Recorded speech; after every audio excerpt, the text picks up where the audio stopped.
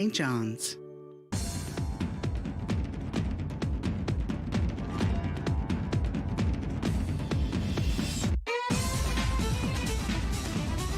Good evening, everybody. How is she getting on tonight? It's your boy DC, and this is Out of the Fog, 20 years plus. This show's been going across the province, talking to all the cool people, doing all the cool things. So tonight is no exception. First up, we have Darcy Scott, singer-songwriter extraordinaire, diamond in the rough. We're going to hear a song by him now in a minute called Your Name. But we also got Leon from the Hard of Hearing Association, Newfoundland and Labrador chapter, talking about their amazing success and everything you need to know about keeping your hearing intact. But for now, like I said just then, it's Your Name by Darcy Scott to kick things off tonight on Out of the Fog. Let's check it out.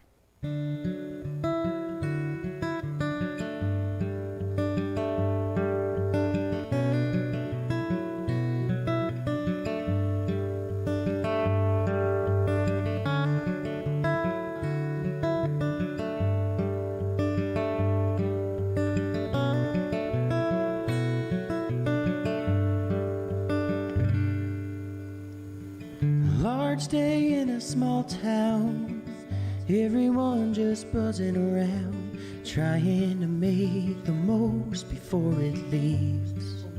I found myself in a small cafe, you were sitting there just the same, laughing about some bullshit from last week. You hid behind your coffee steam, oh, your eyes began to gleam. I'd like to think that those eyes noticed me. Your hair fell gently down your spine, you had the smile that could stop time. There's no one else but me to blame, I wish that I got your name.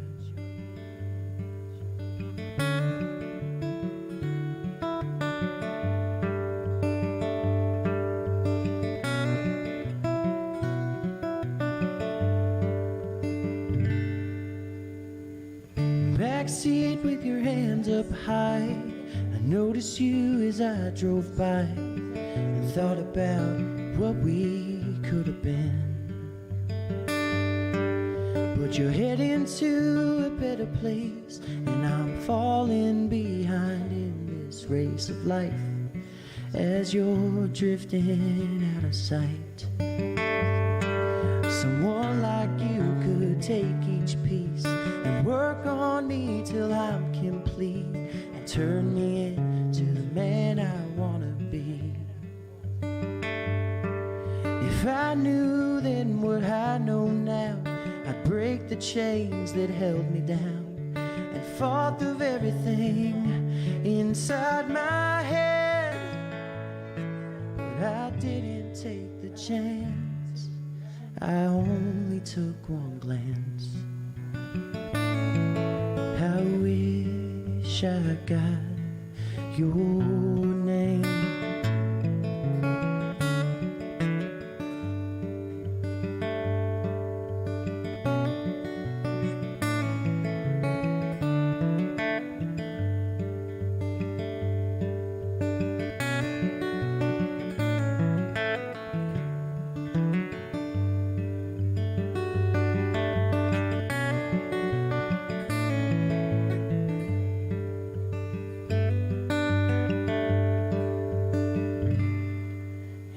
Didn't take the chance, and now I live with the fact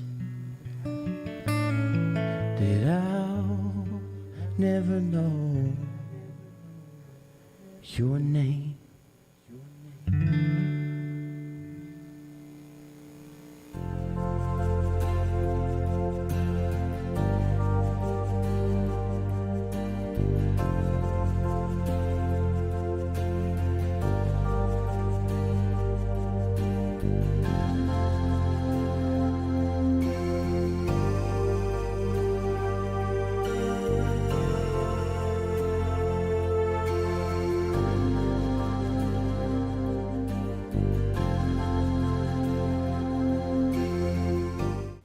Welcome back, everybody. It is Out of the Fog. How you doing? Now, I always love when my man comes by the show to play some hits and talk music. Darcy, what's up? Good, man. Not much. This is it. Yeah, loving the hat? Yes, thank you. It's the new signature. Well, I'll tell you, when I see you wearing that hat, I think about Chris Kirby, who we both know and love, and he is just the man, and he might be watching the show tonight. You never know. Somewhere out there, right? There we go. So listen, I want to catch up with you, and that's why I love doing the show, because I get to hang out with friends who I just don't get a chance to see as much as I'd like, or when I see you, you're playing and I'm in the crowd, you know? So what's it like to be coming out now? Because today is the day that the digital is out for folks to get their ears around. Are you proud? Yeah, it's definitely been a long time coming. You know, I've been doing this thing now for a number of years, and you know, put out a couple songs here and there. You know, music NL prize packages and stuff. Yeah. But you know, finally to have this full piece of work that's kind of my own, it's gonna be awesome. I hope people enjoy it. Well, you know they will. And I got to bring you back to the Stacks, because let's not forget where we met was in Music NL's Newfound Talent competition, where you got up, you blew everybody away. We were all just like, this is for real? And now, of course, years later, you're up, you're growing, the songs are coming out, and now a full-length album. Yeah. I mean, there's a lot of people that helps an artist to get where they're trying to get, am I right? Yeah, for sure, man. Yeah, I you know, ran into Stephen Green at Don-E-Coady last year. You know, I was doing a little rental for something. He was picking up some strings, and we just got chatting, and he said to me, you know, I'd love to do some recording. And I hadn't, you know, received any funding or anything. You know, I was just in the, you know, had a bunch of tunes and kind of wanted the world to hear them. So, you know, fast forward a few months, you know, I reached out to him and I said, Stephen, I'd love you to record this project for me. Wow. And, you know, we connected instantly. I mean, this type of stuff he likes to listen to was this type of stuff that I kind of wanted to create. So it was a perfect partnership, and you know, hopefully one that'll last a lifetime now. Yeah. He is involved in so many successful projects. Yeah. And I think he is just such a great media maker, yes, of course, and a great singer as well. Yeah, man. And I wonder, did he get involved in any of that energy, or was he very much behind the board? Well, there's one song on the album, Give Me a Sign, where I wanted a male harmony on the chorus. So I was like, Stephen, I'm putting you to work today. You know, normally you're here, you know, help me out on the guitars, and you know, we're tracking instruments, but I want you to, you know, stack up some harmonies. And so gave him lots of time, lots of notice. So he got his voice in the record by that, on that track. Yeah. And, the last song, the title track off the record, Wasted Spaces, was the very last song. We were actually in the process of, you know, tracking and stuff, demoing. Yeah. And it was a late night. You know, I played something on guitar, and it was probably 12:30. I did this. I was just ready to pack up and go home. And he was like, man, that's kind of, you know, something clicked there. So we wrote the last song on the record, recorded it that night, and it's called Wasted Spaces. See? So I was just talking to my friend Mike Fisher on a previous episode, and it's about when you're making an album, and sometimes it's the 11th hour, and you think it's done, and then guess what? Inspiration strikes, and next thing you know, the entire body of work takes a pivot because you're making room for this track. So what does Wasted Spaces mean to you, and why did you make it the title of your album? So I chose this title.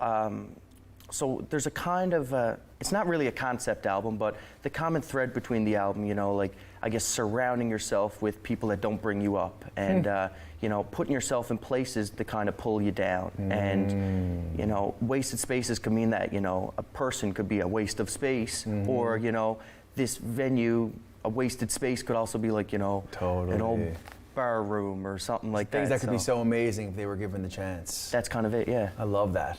I think that's important, a cool idea. And so does that run through many of the tracks on the album? Yeah, so I did, it was a lot of deep thinking, because I wasn't going for a concept album, but you know, I guess there was always a little something in each track to kind of play into the title. So. Yeah, I love that, so cool. So listen, you know, if someone's like, oh, this guy seems cool, I love his music, when they come to one of your shows, what are they gonna get?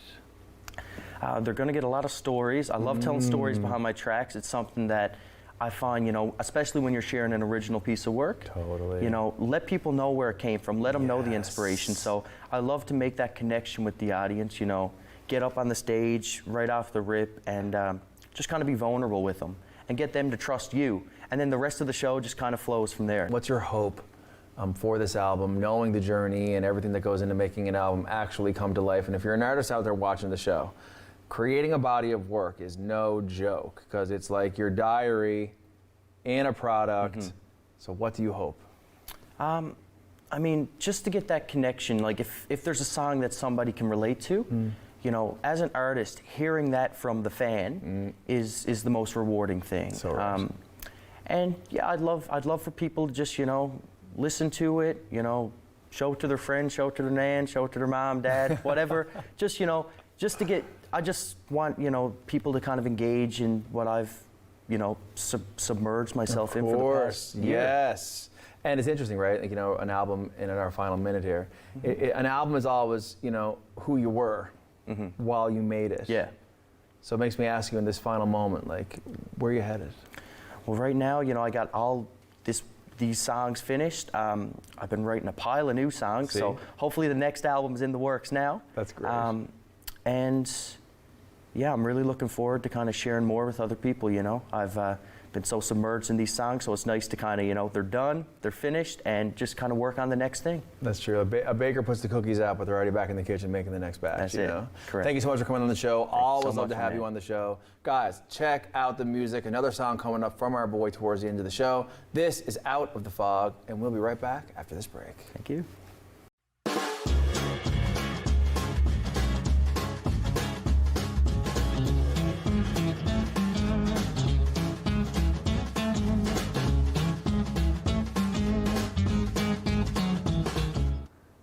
Welcome back, everybody. This is Out of the Fog, and I want you to know that we are sitting next to the man himself from the Hard of Hearing Association, Newfoundland and Labrador chapter. Leon, how are you? Great to be here again. Thanks for having me back. Always a pleasure. Well, I love having you on the show because Thank it you. is such an important subject that we get to talk about today. Yeah. Because hearing is not renewable. It is not a resource that grows back. No. You have it until you don't, so you better take care of it. Am I right? That's right, and that's the thing that we try to really educate people about, because the public just doesn't pay much attention to it. Hearing loss for decades has been the #1 claim with workers' comp in Newfoundland and Labrador. It's one of the probably top 2 or 3 disabilities in the world. In Canada, right now, the latest studies are showing between 20 and 25% of the overall population has some degree of hearing loss. And as we age, once you hit, you know, 50, 60 is almost 50%. And the fastest growing demographic are people, say, between 20 and 35, 40. And what do you attribute the younger demographics' loss of hearing to Wearing be from? earbuds. I know. I mean, you know, the younger generation now, I don't know what they're called, Generation Z or whatever their name is, but you know, like they're used to technology, listen to technology on computers all day, earbuds, listening to music, you know, and just getting blasted all the time. And if you've got something, earbuds in your ear, it doesn't have to be that loud because it's very close to your ear canal. So therefore it's getting hammered by, you know, sound, right? So the closer that sound is to your eardrum, the more vibration it is and the more intense it is. And so hearing loss is just a really, really very significant issue. And it's getting worse, and you know, so the public really does need to pay a lot more attention to it. Speaking of which, if I go to any place where earbuds are sold, and I'm not talking Apple necessarily, I'm talking like the rack of like plastic stuff at the mini mart when you're going to pay for your gas. Do you think that there should be some more prevalent warning signs on the products about the potential for Very damage? much so, and they should have built-in, you know, sound level cutouts, like we call them. You know, when it gets to a certain level, a non-safe level. Yeah. Anything over 85 decibels for an extended period of time is dangerous. You know, so some actually do. I think certain Apple products, they do have cutouts and things like that, but not all of them. And you're right, there should be a lot more safety warnings about, you know, noise levels and things like that in public places for sure. What does the Hard of Hearing Association do on a program level to get the message out to the people of our province about the importance of hearing and preserving this gift that many of us are lucky to have? Yeah. Well, we don't do as much as we'd like because, you know, advertising, you know, you're in the advertising business and the media, that costs a lot of money, and so we try to rely on our website and our webinars and presentations and social media and things like that don't cost a lot of money to do. So we reach a certain segment of the population that way. But what I'd like to see is to be able to do a full public media, all media campaign, kind of thing with TV and radio and whatever, on a consistent basis. Because there's no good to do it for say a month. Like we just finished May as Speech is Hearing Month, and so that's our month to sort of promote hearing awareness. But you need it throughout the year, but that costs a lot of money. We don't have that kind of money. But anyway, we do what we can with the resources we have to try to create that as much awareness and education as possible. And there are hard of hearing associations all across the country, but for all I've ever heard is that the Newfoundland and Labrador chapter kicks every other chapter's butt. Why? Well, we're considered under the CHA umbrella of Canada. There's chapters and branches across Canada, and we're considered like the big one, the granddaddy, I guess. And why is that? I don't know. A lot of different things. You can't point to any one thing. I mean, I've been there. Yeah, well, I was the first full-time staff member, and of course helped make it grow. But it's been a team effort all along the way, and we just kept evolving and growing, and we won a bunch of awards from CHA National for our very innovative programs, which are sort of copied elsewhere.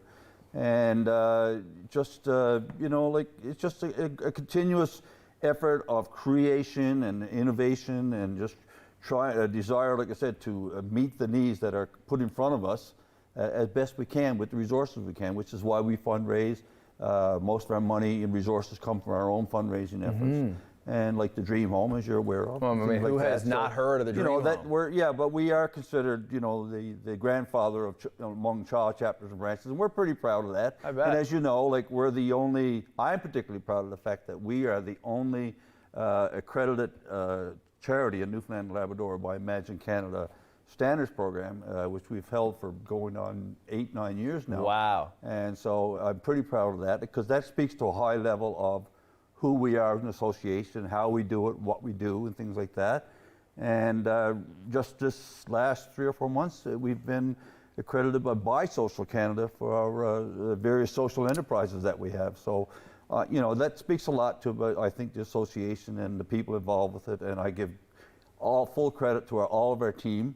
And like I say, it's no one person doing this. It's a collective effort. But put a lot of good people with the same passion together, you can get a lot done. You said it. Let's talk social enterprise, because you brought it up just now. And for those out there who are not aware, it is a business that actually puts people at the forefront. Which, let's face it, some businesses don't work that way, but every business should. Do you think? Yeah. Well, we want to first and foremost help people. Yeah. And if we can make a few dollars to help further our mission as a consequence, well, that's good social enterprise. So a number of years back, we started to work on a few different things to try to diversify our income, because we're too top reliant on the Dream Home revenues, And so we started a spring lottery, and then we started a few social enterprises. So we started off with the Read Our Lips, which is an online program that you can go in and buy. I think it's like $49 or something, and to help you with practice speech reading and lip reading. And then we do lottery management services, so we help other charities with their lotteries and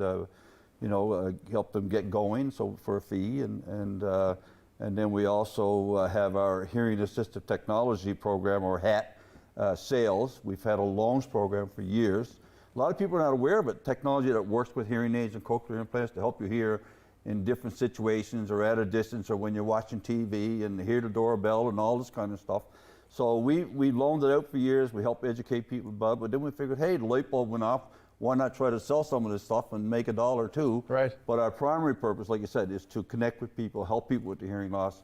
And if we can make $1 doing that, then great. But the primary purpose is to help people live with the hearing loss, live well, and so that they feel, less isolated and inclusive, and all that kind of thing. Well, you said it, and you hit the nail on the head, because I've been grooving on this idea, and that's isolation is something that you got to know it to understand the importance of what organizations like CHA do.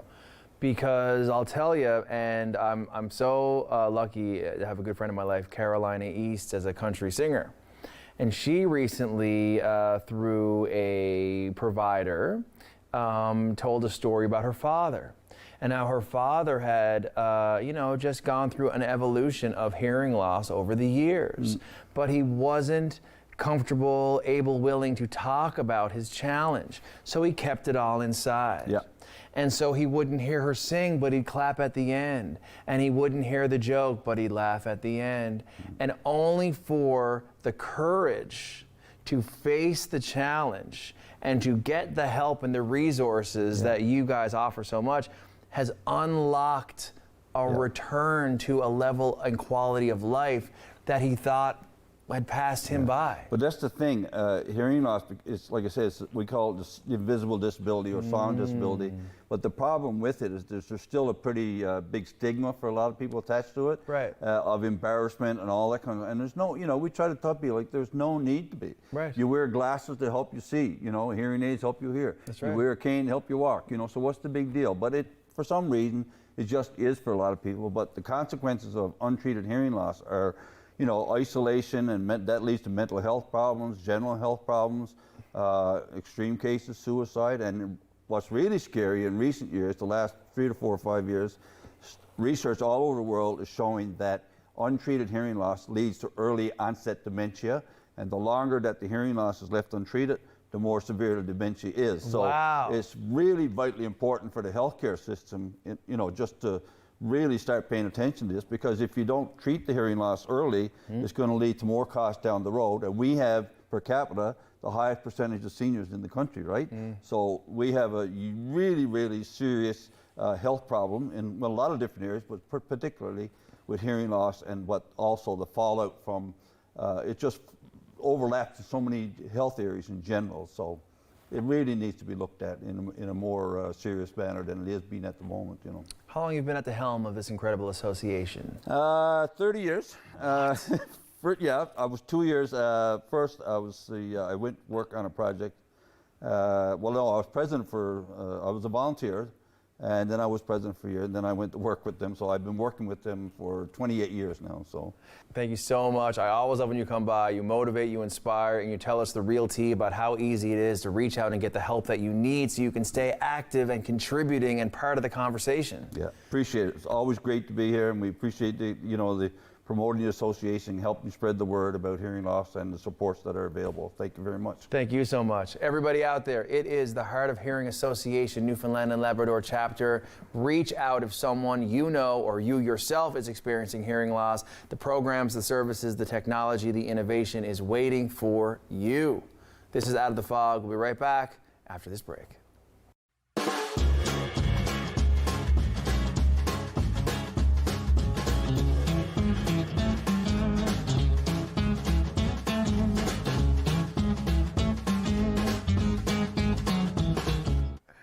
Welcome back, everybody. Thank you so much for hanging out with us tonight here on Out of the Fog. Thanks to all the volunteers and the staff for making it all happen. And of course, Leon from CHA, who does such amazing work. 30+ years he has been helping all of us across the province to understand the value of better hearing for everybody. So make sure you check out their site, support this incredible organization and the great work that they do. And one more song to cap it off. Brand new album coming down the pipes, digital release right behind it. It is Darcy Scott. This is Out of the Fog, and we'll see you next time.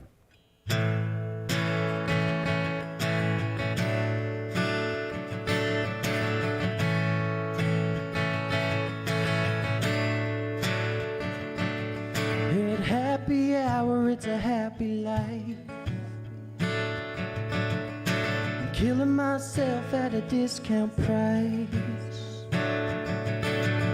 staring at the drinks across the table, doing every damn thing but keeping me stable. I've been scraping rock bottom for most of my life, but it's hard to keep your head up when love isn't on your side.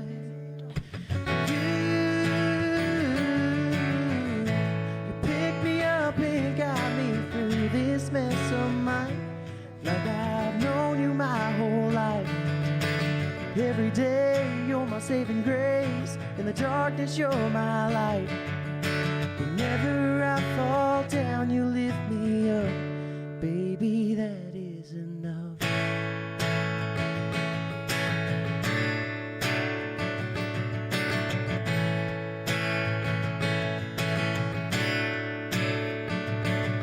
When it's late at night, I'll lie in bed. I'll think about the road I took instead. Nice car, a couple dogs, and a messed up bed, and a brown-eyed beauty to share it all with. Everything I dreamt is coming true. Ever since you picked me up and got me through this mess of mine, like I've known you my whole life. Every day you're my saving grace. In the darkness you're my light. Whenever I fall down, you lift me up. Baby, that is enough. Oh, that is enough.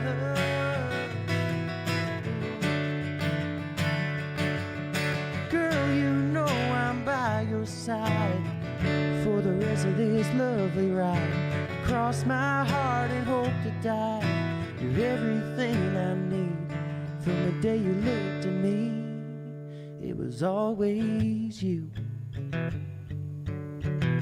You picked me up and got me through this mess of mine, like I've known you my whole life. Every day you're my saving grace. In the darkness you're my light. Whenever I fall down, you lift me up.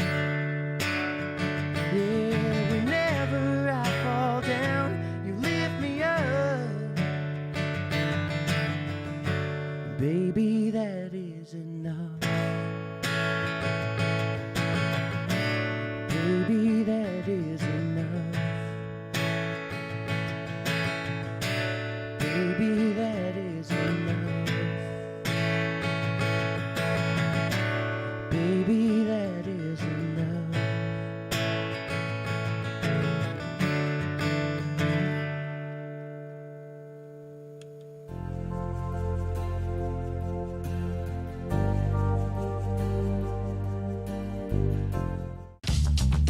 This program is brought to you by Ignite TV. Now you're in command. Visit Rogers.com for more details.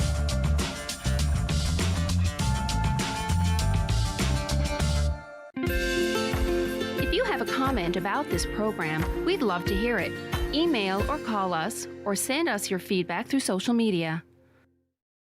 After a night out with your friends, not having a plan for a safe ride home can leave you in a bad spot. You could end up riding in a police car, an ambulance,